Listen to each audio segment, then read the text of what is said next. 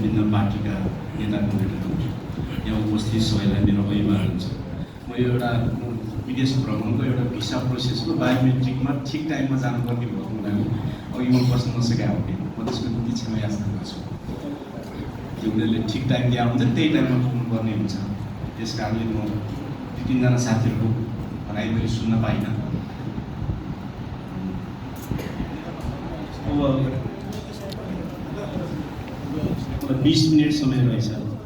म 10 मिनट जति यो कार्यपत्र नै भइसकेपछि त यसमा आफ्नो विचार राख्नु पर्यो, टिप्पणीहरू राख्नु पर्यो। त्यस कारण 10 मिनट जति म यो कार्यपत्रमा टिप्पणी राख्छु। त्यसपछि 10 मिनट जति आफ्ना कुरा थोरै राखेर बिट मार्छु। वैज्ञानिक समाजवादको आवश्यकता र कम्युनिस्ट दायित्व यो कार्यपत्रको शीर्षक छ। र यो कार्यपत्रमा केही प्रश्नहरू उठाउने ठाउँहरू छ। एउटा त यसले राजतन्त्र कतै प्रगतिशील हुन्छ कतै प्रगतिशील हुँदैन भन्ने प्रश्न उठाएको छ। यो कार्यपत्रमा जापानको इत्यादिको राजतन्त्र प्रगतिशील राजतन्त्र हुन् भन्ने अवधारणा यसले उठाएको छ। यो मलाई कम्युनिस्ट आन्दोलनमा मार्क्सवादको आँगनमा मलाई बिल्कुल नौलो लाग्यो। चोरहरू बढी चोर्न सक्ने, कम चोर्न सक्ने, कम घातक, बढी घातक हुन सक्छन्, तर चोरहरू प्रगतिशील हुँदैन। कम चोर्ने चोर चाहिँ प्रगतिशील, बढी चोर्ने चोर चाहिँ नप्रगतिशील भन्ने हुँदैन। राजतन्त्रहरू संवैधानिक हुन सक्छन्, निरङ्कुश हुन सक्छन्, कतिपय उदार चरित्रका पनि हुन सक्छन्, तर राजतन्त्रको चरित्र चाहिँ प्रगतिशील भन्ने हुँदैन। किन हुँदैन भने पुँजीवादको उदय पश्चात पुँजीवादले राजनीतिको क्षेत्रमा प्रतिनिधि छनौटको अधिकार दियो। राजतन्त्र प्रतिनिधि छनौटको पक्षमा हुँदैन। त्यसकारण त्यो आधारभूत रूपमा नै प्रगतिशील हुँदैन पुँजीवादमा। राजतन्त्रले निश्चित व्यक्ति वंशहरूलाई विशेष अधिकारको माग गर्दछ, त्यसमाथि प्रश्न उठाउने अधिकार दिँदैन। पुँजीवादले सबै विषयमा प्रश्न उठाउन अधिकार दिन्छ। त्यसकारण त्यो आधारभूत रूपमा नै राजतन्त्र प्रगतिशील हुन सक्दैन। त्यसकारणले कुनै राजतन्त्र प्रगतिशील हुने, कुनै राजतन्त्र चाहिँ नप्रगतिशील हुने भन्ने अवधारणा जो यहाँ आइपुगेको छ, यसमाथि पुनर्विचार जरुरी छ। एउटा अर्को यसले के भन्छ भने यो कार्यपत्रले पश्चगामी अधिनायकवाद र यथास्थितिवादी दलाल पुँजीवादी अधिनायकवादमा धेरै अन्तर हुन सक्दैन। यसो भने के त भने अहिलेका राजावादीहरूले राजा ल्याएर राखेर पुँजीवाद लागू गरेछन् भनेर अहिलेका यथास्थितिवादीहरू अथवा लीलामुनि पोखरेलजीहरू इत्यादिहरूको पार्टीहरूले गर्ने यथास्थितिवादमा खास फरक हुँदैन। यो पनि अर्को गडबडी कुरा हो। राजतन्त्र जुनसुकै चरित्रको भए पनि त्यसलाई ल्याएर राखेर लागू गरिने पुँजीवाद अहिलेको पुँजीवाद भन्दा आधारभूत रूपमा नै त्यो पश्चगामी हुन्छ। त्यो प्रगतिशील हुन सक्दैन। अथवा जस्ता जस्तै यथास्थितिवादी अहिलेको जस्तै हुन्छ, धेरै अन्तर हुँदैन भन्ने दृष्टिकोण चाहिँ ठिक हुन मलाई लाग्छ, ठिक हुन्छ जस्तो मलाई लाग्दैन। यसबारे पुनर्विचार वा थप छलफल जरुरी छ। यसले हामीलाई बिस्तारै बिस्तारै कता लगिने खतरा उत्पन्न गर्छ भने राजतन्त्रवादीहरूले पनि राजालाई संवैधानिक रूपमा अथवा मिनी राजतन्त्रको रूपमा वा सानो राजतन्त्रको रूपमा ल्याएर राखेर हामी जस्तै विकासको निर्माण गर्छौँ भने त के फरक पर्छ र भन्ने ठाउँमा पुर्याउनेतिर लान्छ। जुन कुरा चाहिँ त्यतातिर गयो भने घातक परिणाम आउने खतरा छ। यो विश्लेषणले त्यता लान्छ। अर्को यसको एउटा नयाँ जसरी 2031 सालमा चौथो महाधिवेशनमा एउटा कार्यक्रम पास भएको थियो। न्यूनतम कार्यक्रम चाहिँ नयाँ जनवाद, त्योभन्दा अगाडिको कार्यक्रम चाहिँ देशभक्त तथा जनतान्त्रिक शक्तिहरूको सरकार भन्ने एउटा पास भएको थियो। त्यसले ठुलो विवाद ल्यायो, त्यो पार्टीमा फुट ल्यायो र पछि मोहन विक्रमले पनि त्यसलाई फिर्ता लिए, निर्मल लामाहरूले त्योभन्दा अगाडि नै फिर्ता लिए। त्यसकारण अधिकतम समाजवाद हो, न्यूनतम नयाँ जनवाद मात्रै हो भन्ने नै भयो। अहिले यो कार्यपत्रको एउटा सार के छ त भने समाजवादी गणतन्त्र हुँदै वैज्ञानिक समाजवादमा जानुपर्छ भन्ने यो कार्यपत्रको सार हो। र समाजवादी गणतन्त्रको चाहिँ विशेषताहरू के हुन्छन् भनेर यसले 4-5वटा आर्थिक राजनीतिक कार्यक्रम पनि अघि सारेको छ। यसको मतलब हो कि वैज्ञानिक समाजवादभन्दा अगाडि एउटा छुट्टै एउटा व्यवस्थाको चरण आउने भयो। त्यो चरणलाई हामीले समाजवादी गणतन्त्रको चरण भन्ने भयो। यो चाहिँ एउटा बिल्कुल नयाँ बहसको विषय आयो। पहिलो कुरा त समाजवाद राजतन्त्रात्मक समाजवाद र गणतन्त्रात्मक समाजवाद भन्ने नै हुँदैन। समाजवाद सम्पूर्ण उत्पीडनहरू र वर्गको समेत अन्त्य गर्दै अगाडि बढ्ने सङ्क्रमणकालीन व्यवस्था हुने भएको हुनाले त्यहाँ राजतन्त्रको कल्पना पनि हुँदैन। जसरी अहिले सती प्रथाको कल्पना हुँदैन। सती प्रथात्मक जनवाद सती प्रथाहीन जनवाद हुँदैन भन्नै पर्दैन, किनकि सती प्रथाको कल्पना पनि गर्दैन कसैले। त्यस्तै गरी वैज्ञानिक समाजवाद वा समाजवाद हो भने चाहिँ त्यो राजतन्त्रात्मक वा गणतन्त्रात्मक समाजवाद भन्ने नै हुँदैन। यदि समाजवाद पनि गणतन्त्रात्मक र गणतन्त्रात्मक समाजवाद भनेर भन्न थाल्ने वा समाजवादी गणतन्त्र भन्न थाल्ने हो भने त समाजवादी राजतन्त्र पनि हुने भयो। त्यसमा त त्यस्तो हुन्छ र? त्यस्तो हुँदैन। मार्क्सवादमा नयाँ नयाँ आविष्कारहरू हुन सक्छन्, तर हामीले अहिलेको जनवाद भन्दा अथवा अहिलेको बुर्जुवा गणतन्त्र भन्दा राम्रो केही भनिदिउँ न भन्नका निम्ति समाजवादी गणतन्त्र भन्न हुँदैन। त्यो मार्क्सवादको पुरै शास्त्रीय ढङ्गले बिल्कुल गलत कुरा हुन्छ। गलत ठाउँमा पुग्छौँ हामी। समाजवादी गणतन्त्र भन्ने त्यस्तो कुनै चिज हुँदैन। समाजवाद हुन्छ नि। समाजवादमा पनि राजतन्त्र र गणतन्त्र भन्ने बहस हुन्छ र? बहसै हुँदैन। पुँजीवादले त पुरानो सामन्तवादसँग सम्झौता गरेर राजतन्त्र पनि एक कुरामा राख्न थालेको हुनाले पुँजीवादभित्र चाहिँ राजतन्त्रात्मक पुँजीवाद कि संवैधानिक राजतन्त्रात्मक पुँजीवाद कि गणतन्त्रात्मक पुँजीवाद भन्ने बहस बाँकी छ। समाजवादले त सबै उत्पीडन र वर्गको समेत अन्त्यको कुरा गर्छ भनिसकेपछि त्यसले राजतन्त्रको बहस कसरी गर्छ? राजतन्त्रको बहस गर्ने पनि समाजवाद हुन्छ। त्यसकारण समाजवादी गणतन्त्र भन्ने जो फेनोमेना अथवा एउटा अवधारणा मात्रै होइन कि त्यसलाई व्यवस्थाकै एउटा स्टेज वैज्ञानिक समाजवादमा पुग्नुभन्दा अगाडिको स्टेज भनेर जो निर्माण गर्न खोजिएको छ। यसले हामीलाई फेरि मोहन विक्रमलाई 31 सालमा जहाँ पुऱ्याएको थियो हामीलाई त्यतैतिर डुमेलाउने खतरा चाहिँ बढेर जान्छ भन्ने मलाई लाग्छ।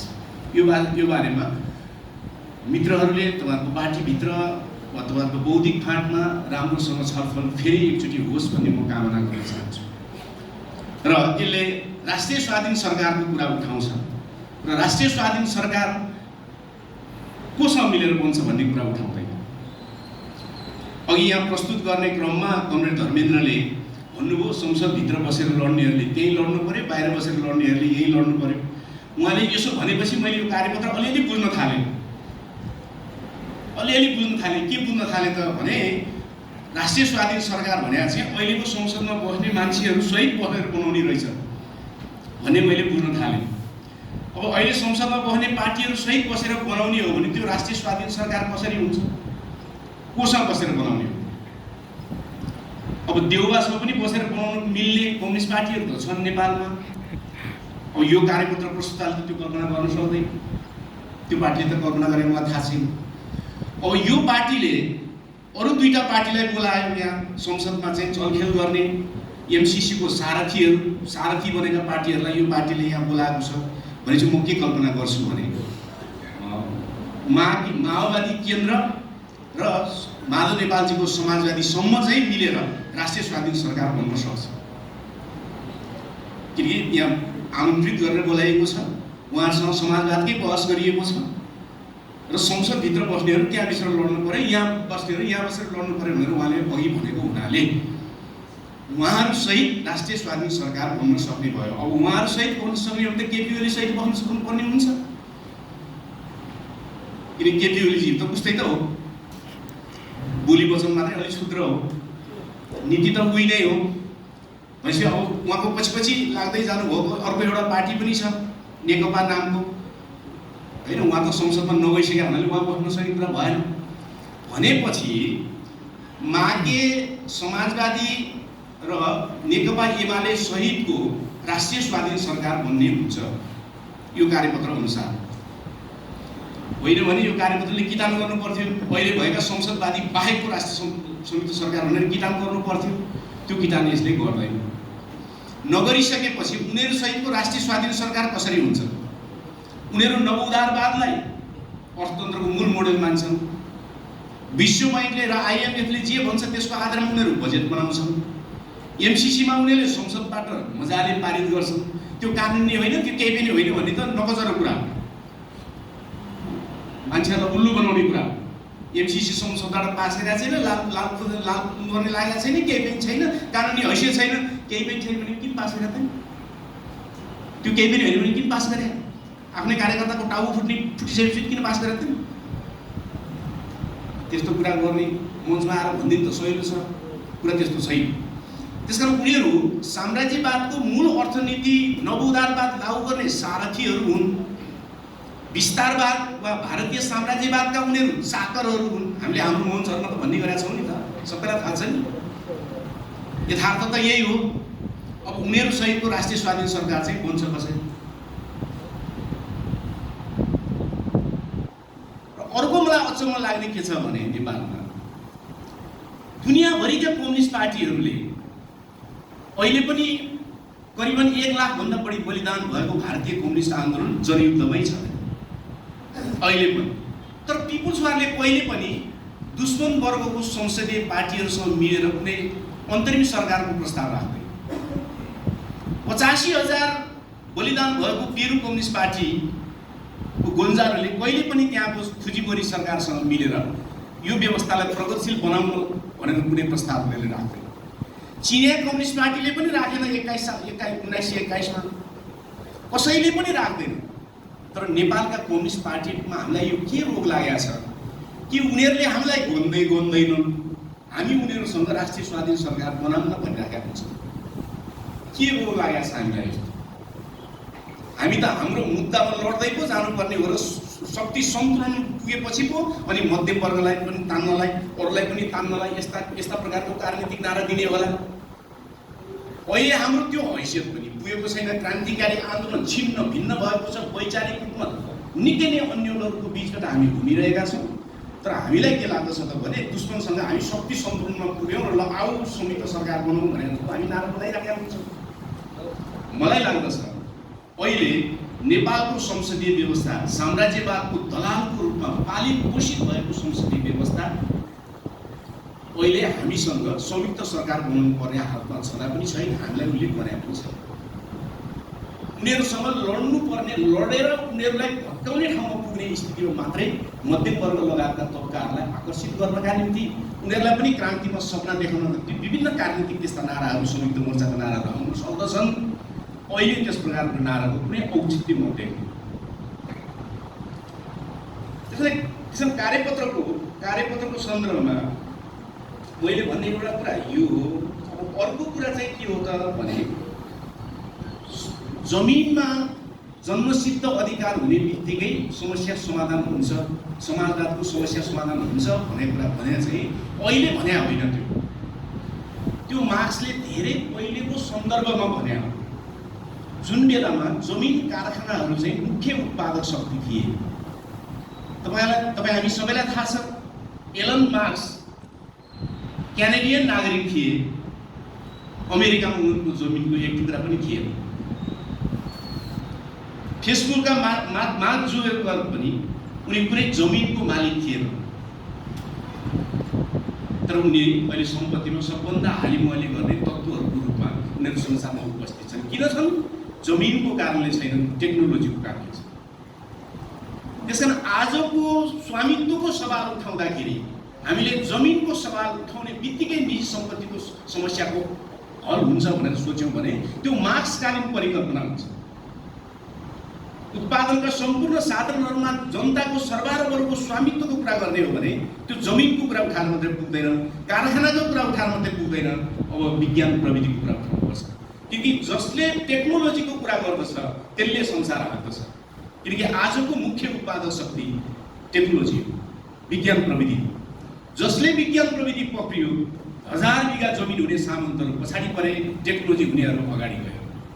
जो ब्याङ्क सञ्चालकहरू थिए, पुँजी त उनीहरूसँग थियो, तर टेक्नोलोजी उनीलाई पुँजी लगानी नगर्ने हो भने उनीहरूको नाफा बढ्न छोड्यो। त्यसकारण विज्ञान प्रविधिमा आधारित भएर समाजवादको परिकल्पना गर्नु पर्यो, जमिनमा आधारित भएर होइन। जमिन एउटा तत्त्व हो, उत्पादक शक्ति हो एउटा, तर मुख्य होइन आजको दुनियाँमा। आज ब्राजिलसँग त्यत्रो जमिन छ, तर उत्तर कोरियाको जति पनि उसँग शक्ति छैन। क्यानाडासँग त्यत्रो जमिन छ, तर अमेरिका सामुको सधैँभरि निरीह छ। भारतसँग त्यत्रो जमिन छ, तर ऊ उत्तर कोरिया जति पनि सैन्य मामलामा अगाडि छैन। उत्तर कोरिया सानो छ, जमिन थोरै छ, तर पनि ऊ सैन्य मामलामा सबभन्दा अगाडि छ। अमेरिका सर पुग्न लागिसक्यो, किनकि ऊ सैन्य मामलामा विज्ञान प्रविधि लिएर अगाडि बढेको छ। त्यसैले जमिन, जनसङ्ख्या पनि उत्पादक शक्ति त हो, तर मुख्य होइन। मुख्य आज विज्ञान प्रविधि हो। त्यसकारण हामीले राष्ट्रिय स्वायत्त सरकारको कार्यक्रम सोचौँ वा वैज्ञानिक समाजवादको कार्यक्रम सोचौँ, हामीले विज्ञान प्रविधिमा आधारित भएर सोच्न थाल्यौँ भने मात्रै हामी समाधान दिन सक्छौँ। त्योभन्दा अगाडिबाट हामी सक्दैनौँ। अब मैले कार्यपत्रको सन्दर्भमा छोटोमा यति कुरा भनिसकेपछि म 2-3 कुरा भनेर म मेरो 20 मिनट सक्न चाहन्छु। पहिलो कुरा, नेपाली कम्युनिस्ट आन्दोलनको सन्दर्भमा वा कुनै पनि सन्दर्भमा वैज्ञानिक समाजवादको कुरा गर्ने हो भने त्यो कस्तो समाजवाद हो भन्ने कुरा परिभाषित हुनुपर्छ। एउटा समाजवाद छ, टिटो हुँदै, जवाहरलाल नेहरू हुँदै, बिपी कोइराला हुँदै, इन्दिरा गान्धी हुँदै नेपालमा आइपुग्यो, एउटा समाजवाद थियो। त्यो कहिले नहुने फर्जी समाजवाद। त्यो सम्पत्ति कमाउँदै गएपछि स्वत समाजवाद आउँछ भन्ने समाजवाद हो, त्यो कहिले आउँदैन। अर्को समाजवाद छ नेपालका संसदवादी हँसिया हथौडावालाहरूले उठाएको समाजवाद। यिनीहरूको समाजवाद उन्मुख हुने हो, समाजवादतिर फर्किने हो। तपाईँ राति उठेर पूर्णेको दिन चन्द्रमातिर फर्किने हो र चन्द्रमामा एक दिन पुगिन्छ भनेर कल्पना गर्नु। उन्मुख हुने भने फर्किने भने नेपालका संसदवादी कम्युनिस्टहरूको समाजवाद उन्मुख समाजवाद हो। उन्मुख भने फर्किने समाजवाद, त्यता फर्केर हेर्ने, त्यो आउने समाजवाद होइन। किनकि विश्व बैङ्कको योजना लागू गर्ने अनि समाजवादमा जाने हुन्छ त त्यो कहिले? 5 करोड खर्च गरेर छोराछोरीको बिहा गर्ने अनि समाजवादमा जाने हुन्छ त्यो कहिले? हुन्छ त्यो कतै? आफ्ना कार्यकर्ता नेतालाई सबैलाई एनजिओको चाहिँ कार्यकर्ता बनाउने, सञ्चालक बनाउने अनि समाजवादमा जाने हुन्छ त्यो कतै? मोदी कहाँ गएर ब्याकडोरबाट छिरेर कसम खाएर आउने अनि समाजवादमा जाने हुन्छ त्यो कतै? त्यो समाजवादतिर उन्मुख हुने समाजवाद हो, त्यो समाजवाद। अब अरू समाजवादी हामीले के कुरा गरिरहेका छौँ धेरै जसोले भने लेनिनले ल्याएको जस्तो, माओसेतुङले ल्याएको जस्तो समाजवाद ल्याउने। त्यो समाजवाद त ढल्यो नि, किन ल्याउने हो? मेरो मरिसकेका बाजेलाई ल्याउने, किन ल्याउने? 94 वर्ष पुगेर हाड पनि नचली भइसक्यो, बोल्नु पनि गाह्रो भइसक्यो बाजेलाई फेरि ल्याएर गयो भने जस्तै लेनिनले स्थापना गरेका समाजवाद त ढल्यो। एलसिन एउटा हातमा घोडका, अर्को हातमा राइफल लिएर भाषण गरिरहेका थिए, मजदुरहरू ताली बजाइरहेका थिए। समाजवाद ढल्दाखेरि त्यही समाजवाद ल्याउने। माओसेतुङले ल्याएको समाजवाद त ढल्यो त, त्यही समाजवाद ल्याउने। कस्तो समाजवाद ल्याउने? मेरो विचारमा, मेरो कुरा गर्ने हो भने, मेरो पार्टीको कुरा गर्ने हो भने चाहिँ लेनिनले ल्याएको जस्तो समाजवाद, स्टालिनले बनाएको जस्तो समाजवाद, माओवादीले बनाएको जस्तो समाजवाद ल्याउन नजाने। ल्यायो 20 वर्षपछि ढलिहाल्छ, किन ल्याउनु? त्यसकारण हाम्रो बहस हुनुपर्ने कहाँ हो त भने अबको समाजवाद कस्तो, हामी जेलाई वैज्ञानिक समाजवाद भन्छौँ त्यो के कारणले वैज्ञानिक, त्यो कस्तो समाजवाद? पहिलाको समाजवादले के को आधारमा बनाएको थियो? त्यसको सङ्गठन जनवादी केन्द्रीयताको आधारमा बनाएको थियो। जनवादी केन्द्रीयताले त्यति बेलाको शानदार काम गर्यो पुँजीवाद संगठनलाई, तर त्यसले समाजवाद जोगाउन सकेन। त्यही जनवादी केन्द्रीयता हो जसले निरङ्कुश नेताहरू जन्मायो, हरेक पार्टीमा एउटा हिरो जन्माइदियो, त्यो हिरोले मात्रै सबै कुरा सोच्न सक्छ भन्ने बनाइदियो र सबै कार्यकर्तालाई निरीह प्राणीमा रूपान्तरण गरिदियो। त्यसकारण जनवादी केन्द्रीयताको सर्वहारा जनवादको पक्ष महानतम छ, तर केन्द्रीयताको पक्ष त्यो पुँजीवादी छ। जनवादी केन्द्रीयतामाथि बहस गर्नुपर्छ अनि मात्रै नयाँ समाजवादको कुरा हुन्छ, नढल्ने समाजवादको कुरा हुन्छ। किन जनवादी केन्द्रीयताले बनाएको समाजवाद ढल्यो, सत्य कुरा यही। ढलेथ्यो, त्यसले निरङ्कुश नेताहरू जन्मायो, त्यसले निरीह कार्यकर्ता जन्मायो, आफ्नो मत व्यक्त गर्न नपाउने जनसमुदायहरू जन्मायो। समाजमा ढल्दाखेरि पनि जनसमुदायलाई मतलब पायो। हाम्रो बहस, हाम्रो संगठनात्मक प्रणाली के हुन्छ? हाम्रो संगठनात्मक प्रणाली के हुने? अब म सकिहाल्छु। संगठनात्मक प्रणाली के हुने? अबको वर्ग सङ्घर्षको तरिका के हुने? अबको आत्मनिर्भरताको तरिका के हुने? अहिलेसम्म कम्युनिस्ट आन्दोलनले राजनीतिक तहमा मात्रै वर्ग सङ्घर्ष गर्यो, तर पुँजीवादको अर्थतन्त्रसँग, आफ्नो अर्थतन्त्रसँग सहित वर्ग सङ्घर्ष कहिले गर्यो? के अर्थतन्त्रमा वर्ग सङ्घर्ष हुँदैन? हुनुपर्ने होइन? यी सबै विषयमा छलफल जरुरी छ। अनि मात्रै नयाँ पुस्ताले नयाँ सपना देख्छ। स्टालिनलाई हेरेर, लेनिनलाई हेरेर, माओ सेतुङलाई मात्र हेरेर, कार्ल मार्क्सको दारीलाई मात्र हेरेर उत्साहित हुने पुस्ता अब छैन। उनीहरूले गरेका गम्भीर कामहरू, उनीहरूले गरेका ठिक कामहरूलाई नयाँ पुस्तामा लाने गरी व्यक्त गरेर र उनीहरूले नभएका कामहरूको परिपूरण हामीले आफ्नो दिमागले खियाएर मात्रै नयाँ पुस्तालाई हामी समाजवादको सपना देखाउन सक्छौँ। त्यहाँ चाहिँ बहस केन्द्रित हुनुपर्ने हो कि भन्ने मलाई लाग्दछ। मेरो 20 मिनट सकिया हुनाले म गएँ। धन्यवाद।